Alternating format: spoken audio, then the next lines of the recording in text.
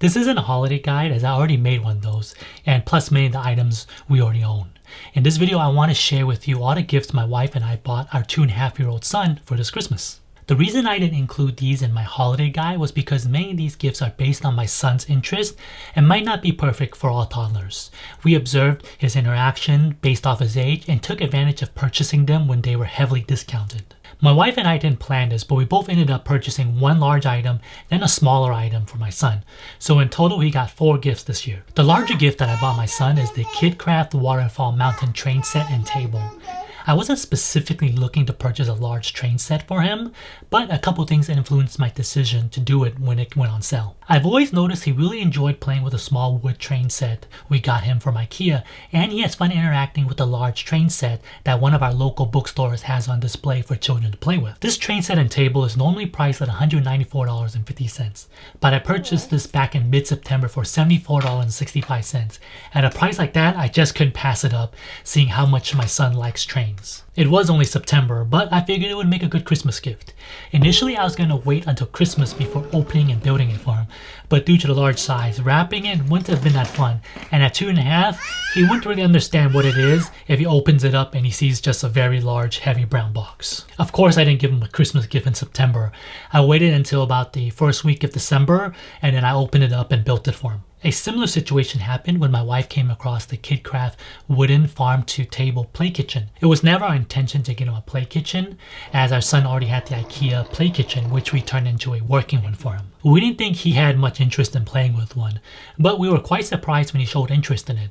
Normally, when we were waiting at the chiropractor, he just plays with toy dinosaurs in the kids' waiting area. But one day he showed interest in the play kitchen there. He went and pretended to make us smoothies with a little blender and seemed to have quite a bit of fun putting different fruits in it.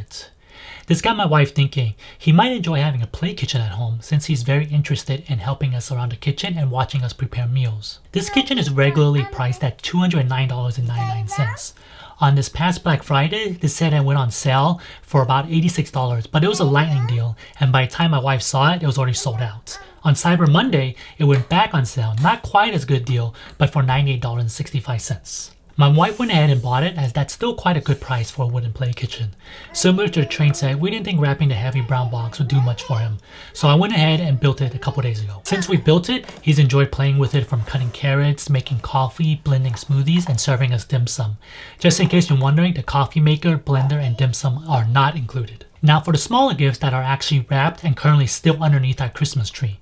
We've noticed our son has taken an interest and wants to use our keys to open the door whenever we got home. The door is still a bit too high for him to easily access, but we thought since he's showing so much interest in locks and keys, what better gift to get him than a lock key set toy. This is the set that my wife got for him. We picked it over some of the other ones as these locks are basically real locks and not plastic ones with one key that can open all of them. The other gift that I got for my son is a Toniebox. It's something that I've been eyeing for a little while now as he's been showing interest in music lately. The only way we can play music right now is either from our phones, the Amazon Echo, or the Google Mini. The Echo and Mini are a bit too difficult for him to interact with, or at least they don't quite understand him when he makes any request. And for our phone, we're trying to limit screen time exposure. It would be great if we had an old school cassette player, but we don't. We still wanted him to have a way to interact with music and maybe even some audible stories. The Toniebox seems like a great solution in allowing my son to be able to control what he wants to listen to. I personally have not interacted with one of these, so I'm not sure if it's worth the price, but it seems to be highly rated and recommended by many Montessori parents. I'm hoping he has a blast with it when he opens it on Christmas Day. Each toy we purchase for our son has a reason behind it. We don't just go to the toy section at Target or Walmart and pick a random toy.